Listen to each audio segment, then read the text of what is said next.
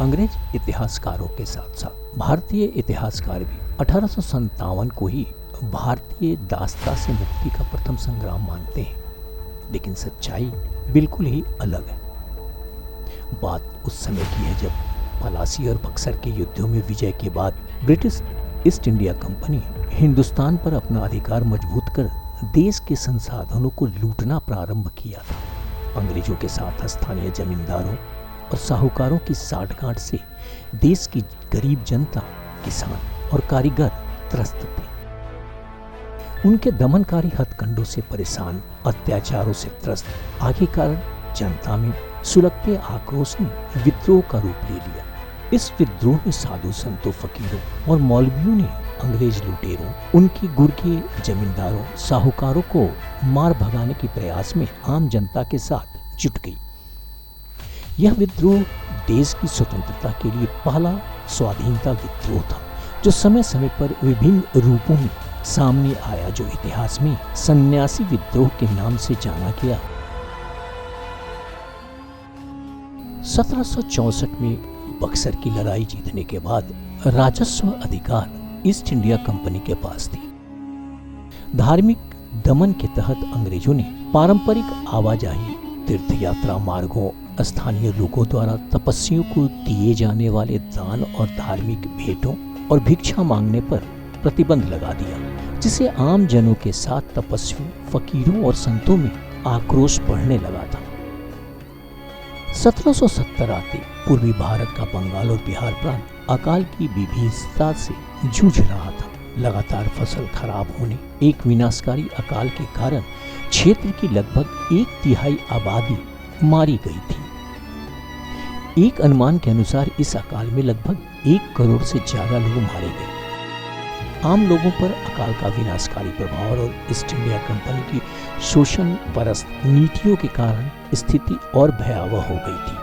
तभी पंडित भवानी चरण ठाकुर और देवी चौधरानी ने हिंदू दशनामी नागा सन्यासियों का नेतृत्व करते विद्रोह की शुरुआत की।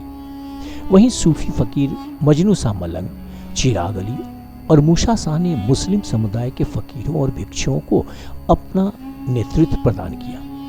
इस आंदोलन में कोई एक केंद्रीय नेतृत्व नहीं था, बल्कि विविध गठबंधनों द्वारा आपसी तालमेल से संचालित हुआ था। 1763 और 1800 के बीच यह विद्रोह बंगाल प्रेसिडेंसी, आधुनिक बांग्लादेश और भारत तक फैले भूभाग में रुक रुक कर लहरों के रूप में फैला। ईस्ट इंडिया कंपनी के तत्कालीन गवर्नर जनरल वारेन हेस्टिंग ने इसे पेशेवर उपद्रव, दस्युई और डकैती बताया था, लेकिन दूसरी ओर विद्रोही सेना और विद्रोह के नेता जहां भी गए, साधारण किसानों ने उनका स्वागत किया, उनकी सहायता की और विद्रोही सेना में शामिल होकर उसकी शक्ति को और बढ़ाया। ये विद्रोही और कोई नहीं, मुगल साम्राज्य की सेना के बेकारी और भूख से पीड़ित सैनिक, भूमिहीन और गरीब किसान थे। सन्यासी विद्रोह के पीछे मुख्यतः 3 प्रमुख कारण माने गए हैं। पहला, बंगाल और बिहार के कारीगर और किसान, जिन्हें ब्रिटिश पूंजीवादियों ने तबाह कर दिया था। दूसरा, मरते हुए मुगल साम्राज्य की सेना के बेकारी और भूख से पीड़ित सैनिक। और तीसरा, सन्यासी और फकीर जो बंगाल और बिहार में बस गए थे और खेती के साथ जनता के अनुदानों पर आश्रित थे। इस प्रकार विद्रोह का मूल शक्ति केंद्र किसान ही रहा।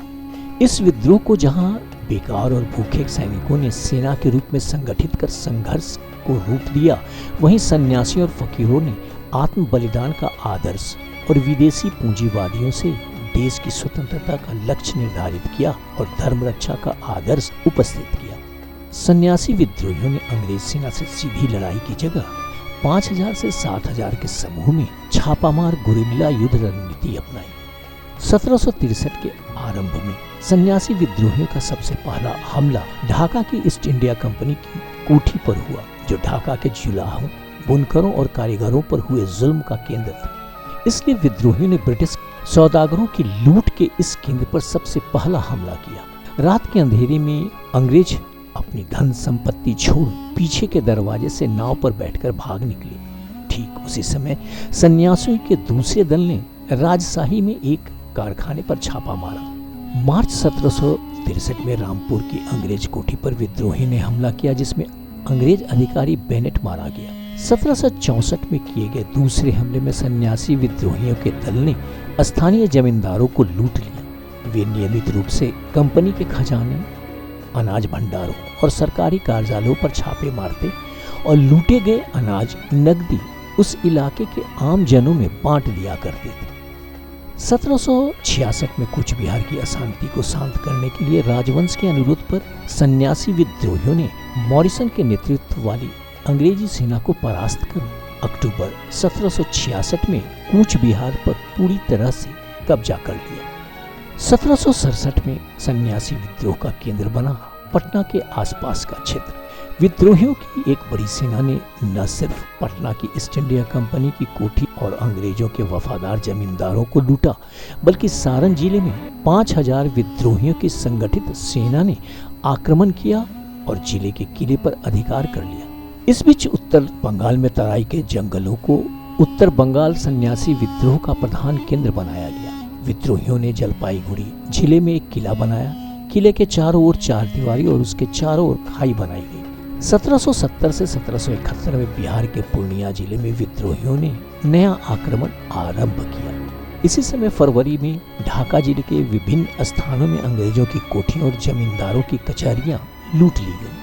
उत्तर बंगाल में अपनी स्थिति मजबूत करने के लिए विद्रोही नेताओं ने दिनाजपुर, बगुड़ा और जलपाईगुड़ी जिले में कई दुर्ग बनवाए। इनमें प्राचीन नगर महास्थानगढ़, पौंड्रवर्धन के दुर्ग विशेष उल्लेखनीय है। किसानों ने ब्रिटिश शासकों को कर देना बंद कर दिया। ग्रामवासी अंग्रेजों को देने वाला कर विद्रोहियों को सौंपने लगे। विद्रोहियों का आम जनता के साथ अच्छा बर्ताव, विद्रोहियों के कार्यकलापों और उनके साथ किसानों के सहयोग को बढ़ता देख गवर्नर हेस्टिंग ने घोषणा की कि जिस गांव के किसान विद्रोहियों के बारे में ब्रिटिश शासकों को खबर देने से इनकार करेंगे और विद्रोहियों की मदद करेंगे, उन्हें गुलामों की तरह बेच दिया जाएगा। इस घोषणा के बाद कई हजार किसानों को गुलाम बना दिया गया। कितने ही किसानों को बीच गांव में फांसी दे दी गई। जिन्हें फांसी दी जाती है उनके परिवार के सब लोगों को हमेशा के लिए गुलाम बना दिया जाता। अंग्रेजों ने विद्रोह को हिंसक रूप से कुचलने के लिए सैन्य बलों को तैनात किया। दिसंबर 1786 में सन्यासी विद्रोह के 3 कुशल और बड़े रणनीतिकारों में एक मजनू शाह मलंग युद्ध के दौरान गंभीर रूप से घायल हो वीर गति को प्राप्त हुए। वहीं उनके शिष्य और प्रभावशाली विद्रोही नेता मूसा शाह की हत्या अंग्रेजों ने उन्हीं के एक मुरीद द्वारा करा दी। जबकि जून 1787 में विद्रोहियों के शीर्ष नेता भवानी पाठक और देवी चौधरानी के नेतृत्व में विद्रोहियों की एक छोटी टुकड़ी अंग्रेजों की विशाल सेना से घिर गई। युद्ध में भवानी पाठक और उनके साथी शहीद हुए, जबकि देवी चौधरानी लड़ती रही, पर आखिर में उनका क्या हुआ ये अभी तक एक रहस्य ही है। अपने प्रमुख मार्गदर्शकों के शहादत के बाद कमजोर पड़ते सन्यासी विद्रोह को वारेन हार्स्टाइग जैसे अधिकारी के नेतृत्व में ब्रिटिश अभियानों ने अंततः 1800 तक पूरी तरह दबा दिया। प्रसिद्ध बंगाली उपन्यासकार बंकिम चंद्र चट्टोपाध्याय ने अपनी चर्चित उपन्यास आनंद मठ में सन्यासी विद्रोह का सफलतापूर्वक चित्रण किया है। हालांकि मूल रूप से सन्यासी विद्रोह से भिन्न होने के बाद भी आनंद मठ सन्यासी विद्रोह का सबसे जीवंत चित्रण है।